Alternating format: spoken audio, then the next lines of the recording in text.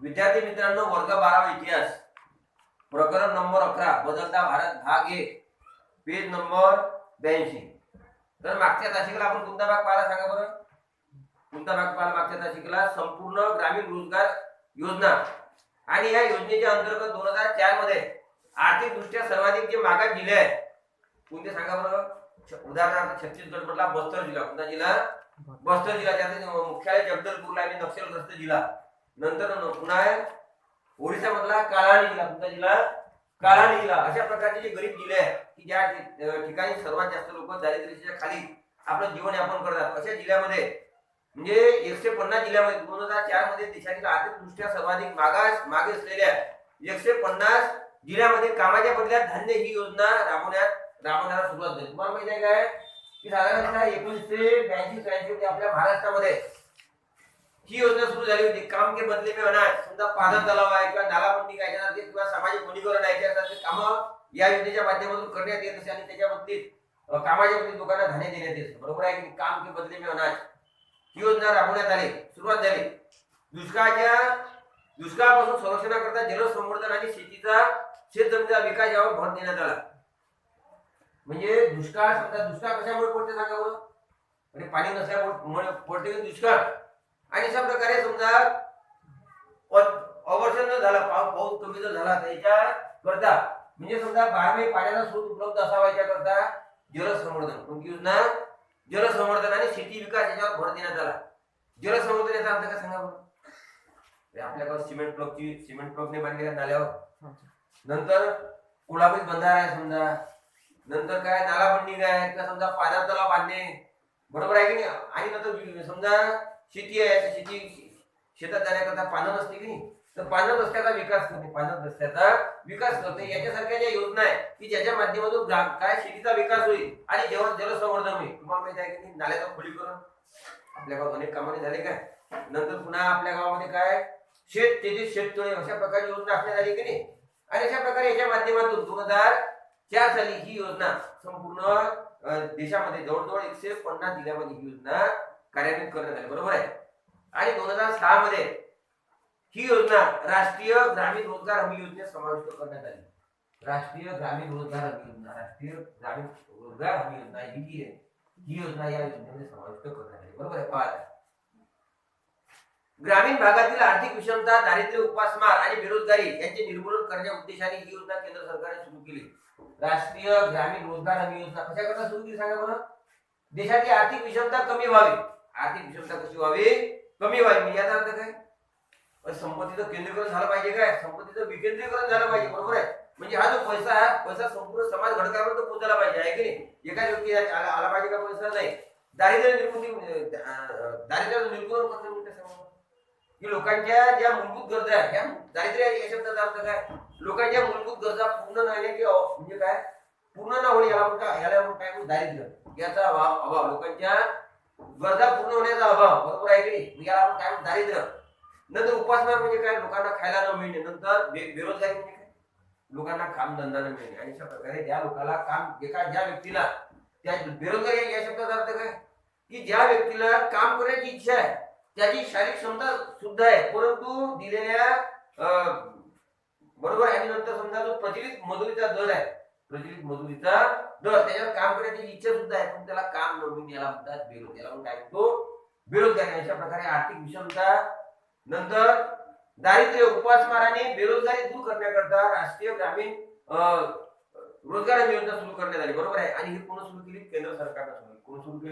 केंद्र सरकारनं ग्रामीण भागातील प्रत्येक कुटुंबातील एका व्यक्तीला किमान 100 दिवस काम करण्याची हमी दिली गेली. 2008 पर्यंत भारतातील 350 जिल्ह्यामध्ये ही योजना सुरू झाली. आणि अशा प्रकारे ही योजना सुरू झाली 2005 मध्ये.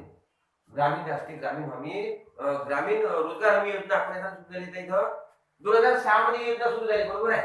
आणि मग याच्या अंतर्गत समजा कुटुंब किती? एका कुटुंबातील किमान एका व्यक्तीला 100 दिवस काम देण्याची एक हमी या योजनेच्या अंतर्गत देण्यात आली. बरोबर. आणि अशा प्रकारे 2008 पर्यंत ही योजना 350 जिल्ह्यामध्ये कार्यान्वित करण्यात आली. देशातल्या किती जिल्ह्यामध्ये कार्यान्वित करण्यात आली? 350 जिल्ह्यामध्ये ही योजना कार्यान्वित करण्यात आली. बरोबर आहे? पाहता कृषी आणि पशुधन. कृषी म्हणजे काय सांगा बरं? शेती. पशुधन म्हणजे काय? जनावर. ठीक आहे पहा. बदलत्या भारताबरोबर कृषी क्षेत्रही बदलत आहे. म्हणजे अशा प्रकारे देशाचा विकास होत आहे. शेतीचा जो विकास होत आहे, शेतीमध्ये सुद्धा बदल होत आहे. पहा बरं, तुम्ही 15-20 वर्षाच्या अगोदर आपल्या भागामध्ये प्रत्येक शेतात स्प्रिंकलर होते काय? आज सुद्धा नाही, प्रत्येक शेतामध्ये स्प्रिंकलर नाही आहे, बरोबर आहे. परंतु स्प्रिंकलर आले, ठिंबक आलेले आहे की नाही. नंतर समजा फवारा करण्याकरता अगोदर 3 माणसं, किती माणसं लागेल? 3 माणसं. आता एकच माणूस फवारा करते की नाही. आता म्हणजे बटणीवर होते फवारा. आणि अशा प्रकारे काय झालं आहे की प्रत्येक क्षेत्रामध्ये बदल होत आहे. शेतीमध्ये सुद्धा काय हा बदल होत आहे. पहा 2011च्या जनगणनेनुसार भारतातील एकूण लोकसंख्येपैकी 54% आसपास लोकसंख्या कृषी आणि कृषी संबंधित क्षेत्राशी निगडीत आहे.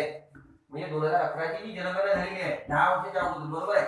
या जनगणनेप्रमाणे देशातील 54% जे लोक आहेत हे लोक रोजगार मिळवण्याकरता शेती आणि शेती संबंधित जे व्यवसाय याच्याशी निगडीत आहे, बरोबर आहे की नाही.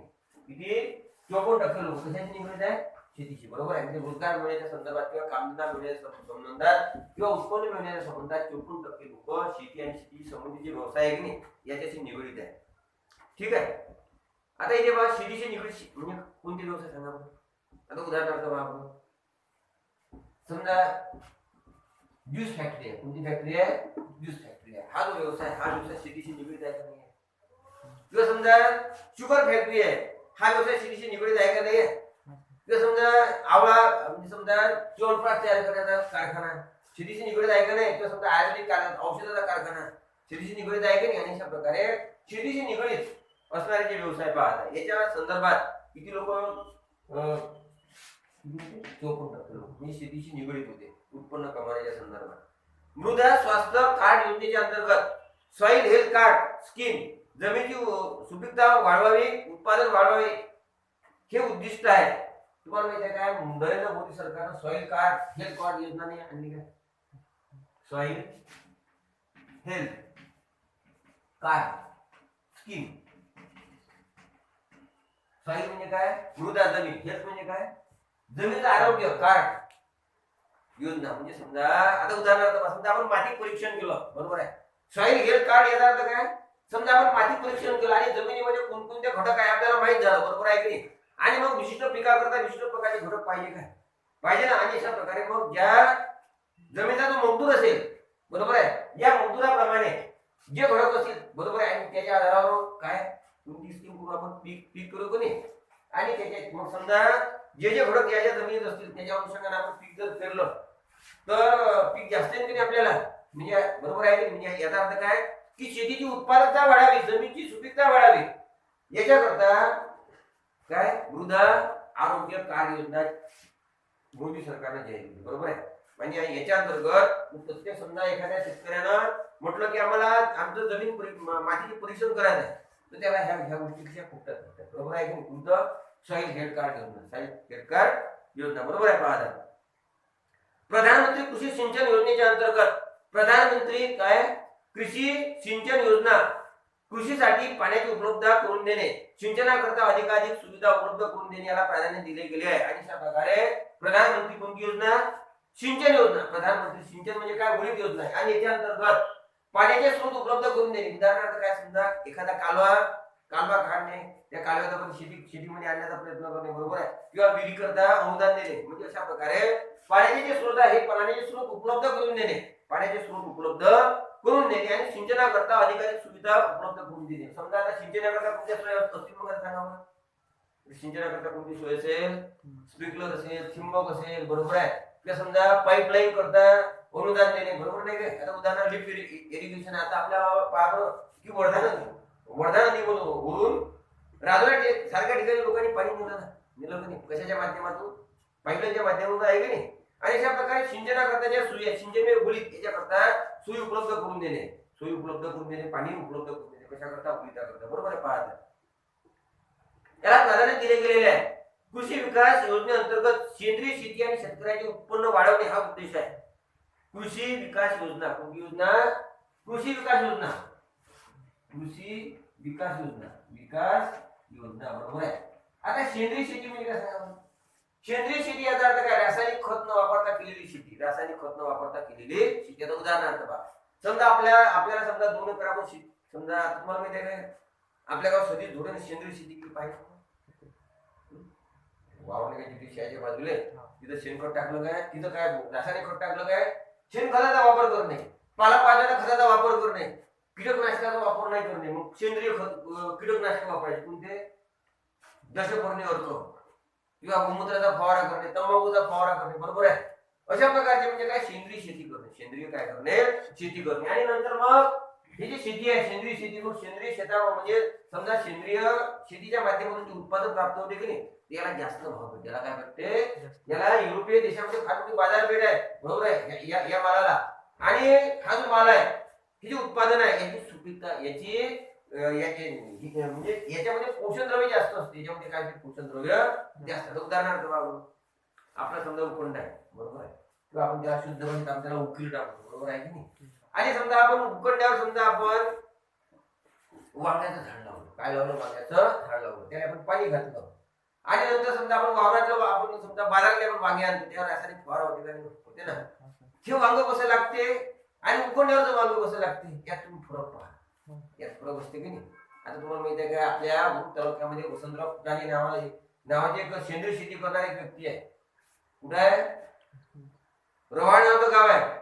ते नैसर्गिक शेती करतात, सेंद्रिय शेती करतात. आणि त्या ठिकाणी त्यांच्या शेतामध्ये एक पण सुद्धा रासायनिक खताचं नाही. त्याच्याकडचं जे अन्न आहे जे पिकते की नाही ते वेगळ्याच प्रकारचं लागते, त्याची चव वेगळ्याच प्रकारची लागते. बरोबर आहे. अशा प्रकारे ही सेंद्रिय शेती आहे. सेंद्रिय शेतीचा म्हणजे ही जी सेंद्रिय शेतीला काय प्राधान्य देते, सेंद्रिय शेतीला काय देणे प्राधान्य देते. आणि त्याच्यामध्ये जे उत्पादन प्राप्त होते याला युरोपीय देशामध्ये फार मोठी बाजारपेठ आहे. बरोबर. आणि याच्या माध्यमातून शेतकऱ्याचं काय वाढवून उत्पन्न वाढवलं, काय वाढवलं शेतकऱ्याचं उत्पन्न वाढवलं. बरोबर आहे. याला प्राधान्य देणे बरोबर आहे उद्देश आहे. प्रधानमंत्री पीक विमा योजनेअंतर्गत शेतकऱ्याचे कल्याण साधण्याचा प्रयत्न करण्यात येत आहे. आणि अशा प्रकारे समजा विमा कशा करतात ते सांगा. विमा म्हणजे आपण विमा कशा करता काढतो. समजा एखादी गोष्ट नष्ट झाली की नाही तर समजा नष्ट झाल्यानंतर त्याची नुकसान भरपाई भेटते की त्याच्याकरता काय करतो, विमा काढतो. समजा शेतकऱ्याचं पीक नष्ट झालं, त्याचं नुकसान जर झालं तर त्याची भरपाई देण्याकरता प्रधानमंत्री शेतकरी पीक विमा योजना क्रॉप इन्शुरन्स तुमचं क्रॉप इन्शुरन्स योजना सुरू करण्यात आलेली आहे. पहा त्याच्याकरता शेतकऱ्याचे कल्याण साधण्याकरता पशुपालन, डेअरी, मत्स्य विभाग बरोबर आहे. नंतर कृषी संशोधन आणि शिक्षणावर भर देण्यात येत आहे. आणि अशा प्रकारे पशुपालन, नंतर दुग्ध विकास म्हणजे डेअरी बरोबर आहे, नंतर मत्स्यपालन, नंतर कृषी आणि अनुसंधान शिक्षण यावर भर देण्यात आलेला आहे येत आहे. म्हणजे काय कृषी अनुसंधान म्हणजे काय, समजा कमीत कमी पाण्यामध्ये बरोबर आहे. बरोबर आहे. कमीत कमी पाण्यामध्ये समजा आणि कमीत कमी पाण्यामध्ये कमीत कमी दिवसामध्ये एखादं पीक कशा प्रकारे प्रतिकूल परिस्थितीमध्ये एखादं पीक कशा प्रकारे काय तर जमू शकेल अशा प्रकारच्या पिकाच्या जाती तयार करणं, अशा प्रकारच्या पिकांची वाढ तयार. पहा आता आपल्या भागामध्ये सोयाबीनवर व्हायरस गेला बरोबर आहे मान्य सर्वांना. परंतु या लोकांनी रुची पेरली होती. काय पेरली होती, रुची ही जात पेरली होती सोयाबीनची. त्या सोयाबीनला ती सोयाबीन डुबली काय, ती सोयाबीन डुबली. त्याला म्हणजे एकरी 4 ते 5 क्विंटल त्याला सोयाबीन दिली. बरोबर आहे. तुम्हाला माहिती आहे काय 2 वर्षाच्या अगोदर आपल्या भागात पाऊस आलता काय, पर्जन्यमान फार कमी झालं होतं. आणि अशा परिस्थितीमध्ये या लोकांनी रुची ही जात पेरली होती सोयाबीनची. बरोबर आहे. त्या सोयाबीनला काहीतरी पीक आलं होतं. बरोबर आहे. एकरी 4-5 क्विंटल तरी सोयाबीन झाली होती. यंदा पाऊस जास्त म्हणजे व्हायरस आला की नाही तरी काही लोक ज्यांनी रुची पेरली होती बरोबर आहे ते तगडे लोक. बरोबर आहे. अशा प्रकारे म्हणजे काय की जे असे वाढ तयार करणे आणि याच्याकरता काय कृषी अनुसंधान परिषद कार्य करते. शेतकरी शिक्षण कोणतं, शेतीचं शिक्षण देणे म्हणजे साधारणतः आदर्श शेतकरी तयार करणे, त्यांना प्रशिक्षण देणे या गोष्टीवर भर देण्यात आलेला आहे. म्हणजे कोणतं, कृषी अनुसंधान म्हणजे कृषी क्षेत्रामध्ये रिसर्च करणे बरोबर आहे. नंतर प्रशिक्षण देणे बरोबर आहे. आणि याच्याकरता काय पशुपालन, डेअरी मत्स्य विज्ञान, नंतर कृषी संशोधन आणि शिक्षणावर भर देण्यात येत आहे. कृषी सहकार आणि शेतकरी कल्याण असा त्रिसूत्री कार्यक्रम राबवण्यात येत आहे.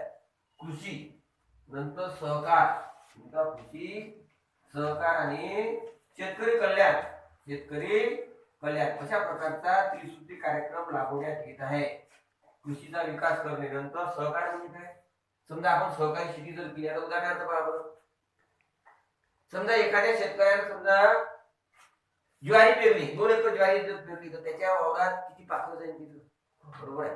परंतु समजा 100 एकर सर्वांची शेती जर पेरली तर तिथं पाखराचं डिस्ट्रीब्युशन होऊन जाईल की नाही, त्यांच्यामुळे नुकसान होणार नाही, बरोबर आहे की नाही. अशा प्रकारे सहकारी शेती करणे, सहकारी तत्वावर शेती करणे, संपूर्ण शेतकरी एकत्र येऊन अशा पद्धतीचं पिकाचं संरक्षण करणे, बरोबर आहे.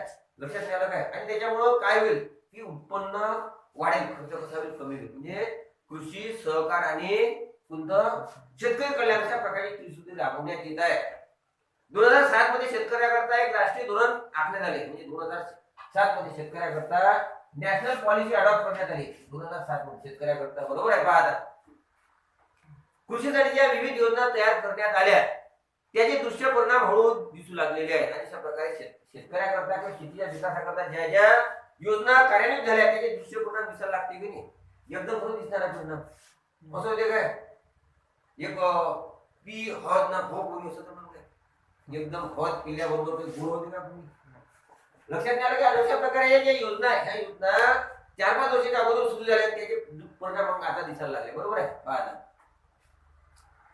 पीक विमा योजनेच्या अंतर्गत नैसर्गिक संकटे, कीटकनाशके, आजारपण आणि प्रतिकूल हवामान यामुळे पीक नष्ट झाल्यास शेतकऱ्याला नुकसान भरपाई देण्याची सोय झाली. आणि अशा प्रकारे समजा नैसर्गिक परिस्थिती प्रतिकूल जर झाली किंवा समजा आजारपण शेतकऱ्याचं, बरोबर आहे, नंतर समजा कीटकनाशकाचा अवास्तव वापर जर झाला, आणि अशा परिस्थितीमध्ये शेतकऱ्या समजा टोळधाड आली, तुम्हाला माहिती आहे टोळधाड मागच्या वर्षी अमाऊंट हाती नाही का, मागच्या वर्षी टोळधाड आपल्या तालुक्यात. आणि अशा प्रकारे समजा म्हणजे अशा म्हणजे नैसर्गिक परिस्थितीमुळे समजा किंवा समजा कीटकनाशकाचा अवास्तव वापर, बरोबर आहे, त्याच्यामुळे समजा शेतकऱ्याचं पीक नष्ट झालं तर नुकसान भरपाई देण्याची सोय पण या योजनेत अंतर्गत करण्यात आली. शेतकरी पीक विमा योजना, शेतकरी पीक म्हणजे प्रधानमंत्री पीक विमा योजना, बरोबर आहे. पहा भारतीय कृषी अनुसंधान परिषदेच्या माध्यमातून कृषी विज्ञान केंद्रांना प्रोत्साहन देण्यात येत आहे. Indian council for agriculture research म्हणजे कृषी अनुसंधान परिषद आहे भारताची, बरोबर आहे. आणि याच्या माध्यमातून कशावर भर देण्यात येत आहे, कृषीच्या क्षेत्रात संशोधन आणि शिक्षण याच्यावर भर देण्यात येत आहे, बरोबर आहे. आणि याचे जे केंद्र आहे आयसीएआर केंद्र पुणे नागपूरला आहे, नंतर पंजाबराव कृषी विद्यापीठात संशोधन केंद्र आहे की नाही, अकोल्याला आहे, अमरावतीला आहे की नाही, प्रत्येक ठिकाणी जे रिसर्च सेंटर आहे. नागपूरला पंजाबराव कृषी विद्यापीठाचं एक कॉलेज आहे, इनकी सुद्धा रिसर्च सेंटर आहे. संपूर्ण देशभरात रिसर्च सेंटर किंवा खाजगी आहे, खाजगी कंपन्या आहे ना, याचे रिसर्च सेंटर असते. आता बाबा अंकुर कंपनी आहे, महावीज कंपनी, अनेक अशा कंपन्या आहे, याचं रिसर्च सेंटर आहे, बरोबर आहे. याचं लिंक असते मग भारतीय कृषी अनुसंधान परिषद आयसीएआर, बरोबर आहे. इंडियन काउन्सिल फॉर काउन्सिल परिषद ऍग्रिकल्चर रिसर्च कृषी अनुसंधान परिषद, ठीक आहे. पहा कृषी विषयक प्रदर्शनाच्या माध्यमातून शेतकऱ्यापर्यंत नवे तंत्रज्ञान, शेतीतील नवनवे प्रयोग पोहोचवण्यात येत आहे. तुम्हाला माहिती आहे कृषी प्रदर्शन होते का नाही, तुम्ही पाहिला कृषी प्रदर्शन कधीतरी उठला कृषी प्रदर्शन झालं तर मागच्या महिन्यात म्हणाला नागपूरला आपले नितीन गडकरी त्या गिरीश गांधीची जी संस्था याच्या माध्यमातून तिथे नागपूरला रेशीमबाग मैदानावर संपूर्ण भारतातून तिथे अनेक कंपन्या येतात. नंतर शेतीच्या क्षेत्रात नवीन नवीन जे प्रयोग होतात, बरोबर आहे, याच्या आधारावर पिकामध्ये काय सुधारणा झालेली आहे, उत्पादन किती प्रमाणात वाढलेलं आहे याच्या संदर्भात त्या ठिकाणी मॉडेल दाखवण्यात येते, बरोबर आहे की नाही. आणि अशा प्रकारे शेतीमध्ये नवनवीन जे प्रयोग होत आहेत आणि मग शेतीच्या संदर्भात जे नवीन नवीन तंत्रज्ञान आहे हे शेतकऱ्यापर्यंत पोहोचण्याकरता कृषी प्रदर्शनात भरवण्यात येत आहे. तुम्ही पाहिलं काय अकोल्याचं कृषी प्रदर्शन पाहिलंय, पुन्हा ऊसचं पाहिलं काय, गेले पाहिलं कुणाला मागच्या वर्षी, हे नेहमी होत असते. तुम्हाला माहिती आहे काय अनिल कोंडे यांनी मोठं प्रदर्शन भरलं होतं ऊसला, माहिती आहे कोणाला, गेल्या कोणी पाहिलं कधीतरी हे होत असते नेहमी. आणि कृषी प्रदर्शनाच्या माध्यमातून शेतीमध्ये जे नवनवीन जे प्रयोग होतात, बरोबर आहे, जे शेतीमध्ये जे नवनवीन जे तंत्रज्ञान येते हे तंत्रज्ञान शेतकऱ्याच्या पर्यंत पोहोचण्यात येते, बरोबर आहे. पहा देशी वाऱ्यांची बीजे आणि देशी गोवंश यांना प्राधान्य दिले आहे. देशी वाण म्हणजे काय सांगा, आता पहा आपण जिकडे संगीत तयार झालं कोणी आता, आणि जे आपले ओरिजिनल जे वाण आहे ते नष्ट होऊन आले, बरोबर आहे. याच्याकरता मग हे जे बी आहे तुम्ही पहा बरं, तुम्ही गावरान टमाटे खाल्ले का, गावरान टमाट्याची भाजी कशी चांगली लागते, ते टमाट्याची ढोबळ टमाटे दिसते की नसते, ते किती सुंदर दिसतात. बरोबर आहे, कुठला देशी वाण आहे का नाही आहे ना. आणि मग त्याचं संरक्षण होणं आवश्यक आहे. बरोबर आहे. संकरित जे बियाणे असतात हे 2 जाती संकर करते की नाही, आणि त्याच्यामुळे साधारणतः 3-4 स्टेज पर्यंत हे टिकते. नंतर त्याचे गुणधर्म कमी कमी होत जातात. बरोबर आहे. परंतु जो देशी वाण आहे, बरोबर आहे की नाही, जो संकरित वाण नाहीये ते उडीद नसते. बरोबर आहे की नाही. मग याचं संगोपन करणे, आता काय करणे, संगोपन करण्यानंतर जे देशी गाई आहे, कोणत्या देशी गाई सांगा म्हणून. आपल्या भागातल्या गाईला काय म्हणतात, गवळाऊ गाय. ती गाय गवळाऊ गाय. नंतर तुम्ही गिर घ्या, पाहिजे नाही काय, कानपुरी गाई मोठ्या मोठ्या शिंगाच्या, हरियाणा. नंतर साईवाल, ह्या प्रकार. बरोबर आहे. अशा प्रकारे डांगी गाय, ह्या ज्या गाई आहे, सर्वात जास्त दूध देणारी गाय तुमची साईवाल गाय आहे की नाही, तुमची साईवाल. आणि अशा प्रकारचे देशी गाई आहे, ह्या जो देशी गोवंश आहे, बरोबर आहे, याचं संगोपन करणे. आता बाबा संकरित गाई तयार करणे चांगलं आहे का सांगा. गाईचा वंश खराब करणे आहे तो आहे की नाही, अयोग्य आहे. आणि अशा प्रकारे जे देशी गोवंश आहे, बरोबर. आता पहा जर्सी गाई आहे, जर्सी गाईचं दूध चांगलं का आपल्या गावरान गाईचं दूध चांगलं, बरोबर आहे की नाही. ते आपल्या त्या ज्या गाई आहेत त्या परदेशातल्या गाई आहेत, ते आपल्या गाई म्हणजे ह्या अयोग्य आहे. बरोबर आहे की नाही. आणि अशा प्रकारे जे देशी गोवंश आहे किंवा देशी जे वाण आहे याचं संगोपन करून याला प्राधान्य दिले आहे. शीळ या पाळीव प्राण्याच्या संदर्भात अखिल भारतीय पातळीवर संशोधन करण्यात आलेले आहे. शीळ म्हणजे काय, बकरी पालन, याला प्राधान्य देण्यात आले. बरोबर आहे. पहा, याला गरिबांची गाय म्हटलं जाते. आदिवासी पाड्यामधील लोकांचे दैनंदिन जीवनमान सुधारण्याकरता शीळ या पाळीव प्राण्याच्या संगोपनावर लक्ष केंद्रित करण्यात आलेले आहे. आणि अशा प्रकारे आदिवासी पाडा म्हणजे काय, आदिवासी वस्ती. बरोबर आहे. आणि आदिवासी वस्तीत जे लोक राहतात यांचं जीवनमान उंचावण्याकरता कशात लक्ष केंद्रित करण्यात आलेलं आहे, शेळी पालन, बकरी पालन. बरोबर आहे. पाहता शेळी हा त्यांच्या जगण्याचा आधार झालेला आहे. ग्रामीण भागात कुक्कुटपालनावर विशेष लक्ष दिले गेले आहे. कुक्कुटपालन म्हणजे काय, कोंबडी पालन. बरोबर आहे. आणि अशा विविध प्रयत्नातून भारत पशुपालन, दुग्ध उत्पादन, डेअरी विकास, मत्स्यपालन, पशुधन उत्पादन, अंडी, लोकर उत्पादन, मांस उत्पादन या क्षेत्रात प्रगती करत आहे. अशा प्रकारे आपल्या देशामध्ये विविध क्षेत्रामध्ये कोणतं, पशुपालन, दुग्ध उत्पादन, दुधामध्ये पाहणं कोणतं, अमूल आहे ना, अमूल आहे ना, अमूलचं प्रॉडक्ट येते की नाही तिथं. बरोबर आहे.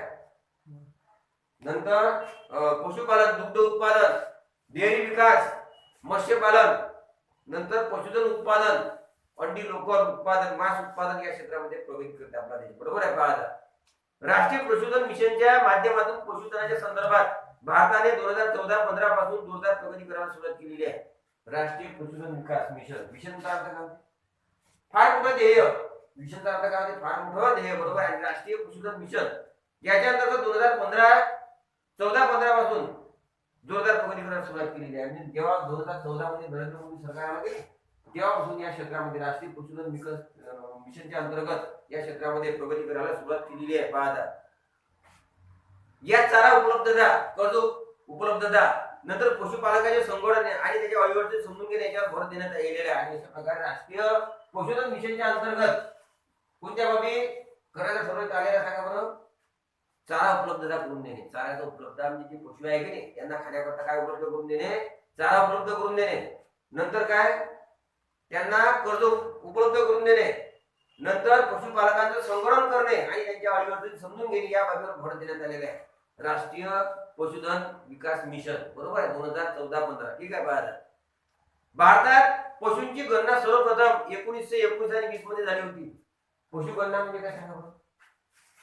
तुम्हाला माहिती आहे काय, तुमच्या घरी प्रगवण्यात विचार, तुमच्या घरी गाई किती, म्हशी किती, डुकरं किती, कोंबड्या किती विचारते विचार, याला म्हणतात पशु गणना. काय, घोडे किती, गाढव किती, पशु गणना. आणि भारतात केव्हा सर्वप्रथम 1919-20 मध्ये, म्हणजे 100 वर्षाच्या अगोदर पशु गणना झाली होती.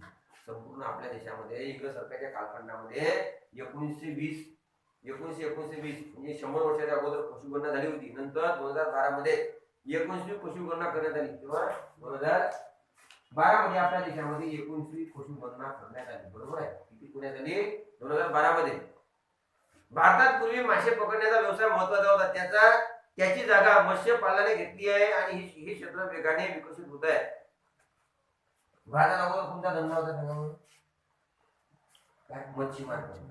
आता कोणता शब्द आला तिथं, मत्स्य पालन करणे. याचा अर्थ काय, समजा तुम्हाला मासे पकडायचे आहे तर मासे नष्ट झाले पाहिजे काय, त्याचं मत्स्यबीज सोडायचं, बरोबर आहे. नंतर मासे मोठे झाल्यावर ते पकडायचे, पुन्हा मत्स्यबीज सोडायचं, बरोबर. आणि याच्या माध्यमातून म्हणजे उत्पादन, म्हणजे बरोबर आहे की, म्हणजे त्याचा काय प्रजनन आणि मग मासे काढणे, त्याच्यात ही जी प्रक्रिया आहे याच्यामध्ये काही संतुलन असलं पाहिजे की नाही. आणि अशा प्रकारे म्हणजे काय, मासेमारी जागा कशी घेतलेली, मत्स्यपालनाने घेतलेली आहे. मत्स्यपालनाने मासेमारीची जागा घेतलेली आहे, बरोबर आहे की नाही.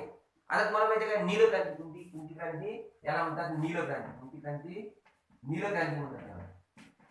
कोणती क्रांती आहे, याला मत्स्यपालनाचा अर्थ काय होते, नीलक्रांती. हरित क्रांती म्हणजे कोणती सांगा, आपल्या देशात क्रांती झाल्या काय, जय जवान जय किसान, पिकवा.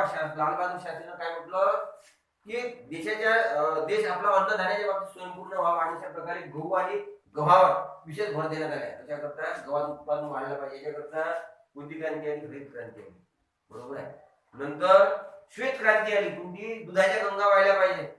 आपल्या देशातून डेअरी म्हणजे दुधाचा विकास झाला पाहिजे, बरोबर आहे.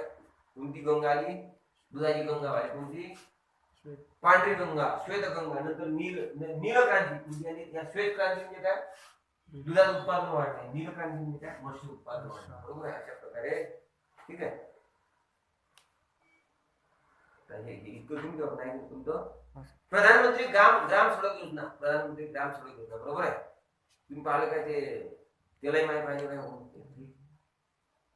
पांढऱ्या समोरची पाहिजे त्यालाही माहिती, त्याला माहिती देवीचं मंदिर आहे की नाही, आष्टीच्या तिकडे जास्त पाहिलं तुम्ही, तर तिथून तो गावात रस्ता जाते की नाही, तर तो रस्ता पुण्या योजनेच्या अंतर्गत बांधलेला आहे, प्रधानमंत्री ग्राम सडक योजना. नागराचा रस्ता, प्रधानमंत्री ग्राम सडक योजना, बरोबर आहे. पहा ही योजना पहा.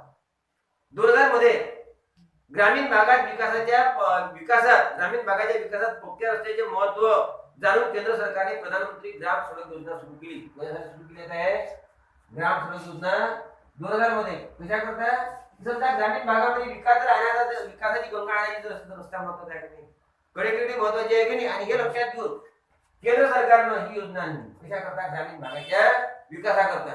पहा बरं, समजा एखादं गाव आहे, एखाद्या गावात रस्ताच नाही आहे, समजा एखादा विमान जर पडला तर त्याचं काय करू. तुम्हाला माहिती आहे काय, उत्तराखंड हे राज्य आहे, डोंगराळ राज्य आहे, आणि त्या राज्यामध्ये काही गावात जाण्याकरता अजूनही रस्ता नाही आहे. लोक पहाडावर जातात, बरोबर, अजून पक्क्या सडका नाही आहे, बरोबर आहे की नाही, कनेक्टिव्हिटी नाही आहे. मग त्याचा विकास होऊन काय सांगा बरोबर, होणार नाही. तुम्हाला काल गोष्ट सांगितली की नाही, मंत्री वाहून गेले होते आपल्या भागातले, आणि मग त्यांनी स्वतःहून ते मंजूर करून घेतले, आणि नंतर मग काम सुरू झालं. आता पहा, समजा तुम्ही उरुला आले आणि उरून समजा आपल्या गावात येणारा रस्ताच नाही, मग आपण काय करू.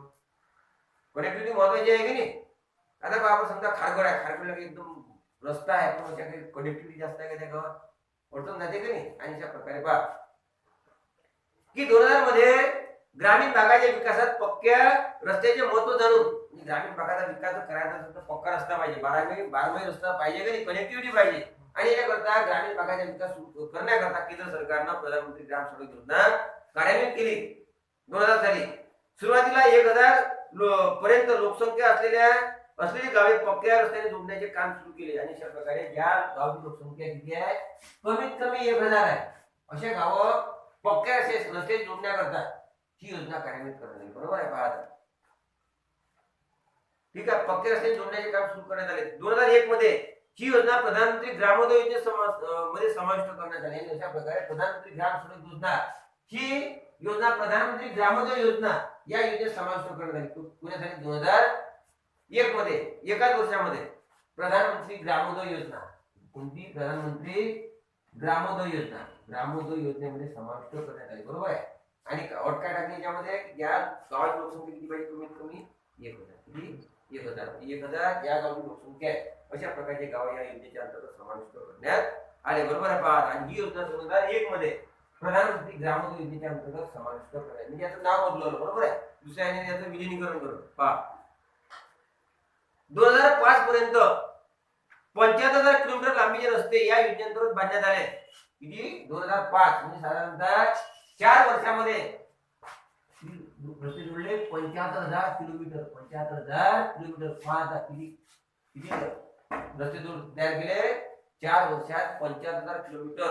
75,000 किलोमीटर लांबीचे रस्ते या योजनेच्या अंतर्गत तयार करण्यात आले. पहा,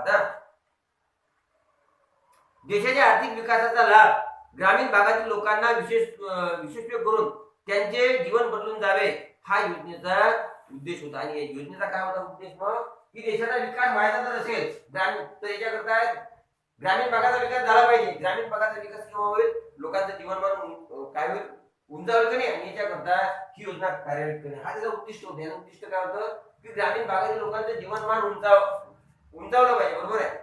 आणि त्याच्या माध्यमातून ग्रामीण भागाचा विकास व्हावा याच्याकरता ही योजना कार्यान्वित करण्यात आली. कोणती प्रधानमंत्री ग्रामोदय योजना. प्रधानमंत्री ग्रामोदय योजना. आणि या योजनेच्या अंतर्गत 2001 ते 2005 या 4 वर्षाच्या कालखंडामध्ये 75,000 लांबीचे रस्ते या ठिकाणी बांधण्यात आले बरोबर आहे. पहा आता देशाच्या आर्थिक प्रगतीचा लाभ ग्रामीण भागातील लोकांना विशेष करून त्यांचे जीवन बदलून जावे या योजनेचा उद्देश होता. म्हणजे अशा प्रकारे देशाची जी आर्थिक प्रगती होत आहे की नाही तर आर्थिक प्रगतीचा लाभ आहे याचा जो मंगल कलश हा ग्रामीण भागात सुद्धा गेला पाहिजे. समजा देशाचा समजा शहराचा विकास झाला ग्रामीण भाग भकास जर असेल तर देशाचा विकास आपण मानू काय देशाचा विकास कसा संतुलित विकास असला पाहिजे. ग्रामीण भागाचा विकास आणि शहरी भागाचा विकास सुद्धा एकाच वेळी झाला पाहिजे. आणि याच्याकरता म्हणजे ही जी देशाची जी प्रगती झालेली आहे या प्रगतीचे लाभ ग्रामीण भागात आले पाहिजे. याच्याकरता रस्ते बांधण्याचे बरोबर आहे. आणि त्याच्या माध्यमातून काही मग लोकांचं जीवनमान उंचावणार नाही. उदाहरणार्थ पहा समजा आपल्या गावात उत्पादन झालं आणि उत्पादन देण्याकरता रस्तेच नाहीये तो माल सोडणार नाही का तो. आणि म्हणून रस्ते फार महत्वाचे. रस्ते काय फार महत्वाचे बरोबर आहे की नाही. पहा नंतर आरोग्य शिक्षण पिण्याचे पाणी घर रस्ते आणि वीज या सुविधांचा विकास करण्याकरता ही योजना अंमलात आणण्यात आलेली आहे. आणि अशा प्रकारे ग्रामीण भागाच्या संदर्भात आरोग्य आहे शिक्षण आहे रस्ते आहे घरे आहे बरोबर आहे की नाही. नंतर रस्ते आणि वीज आहे या संपूर्ण जे विकासाचे जे मूलभूत घटक आहेत हे घटक ग्रामीण भागात यायला पाहिजे की ज्याच्या माध्यमातून ग्रामीण भागाचं जीवन बदलून जाईल. आणि याच्याकरता ही योजना कार्यान्वित करण्यात आली बरोबर आहे. याच्या माध्यमातून काय करण्यात आलं मग आरोग्य आहे शिक्षण आहे रस्ते आहे घरे आहे नंतर वीज आहे या ज्या सुविधा आहेत या सुविधा ग्रामीण भागात पोहोचवण्यासाठी योजना अंमलात आणण्यात आली. म्हणजे प्रधानमंत्री ग्रामोदय योजना. प्रधानमंत्री ग्रामोदय योजना बरोबर आहे. धन्यवाद.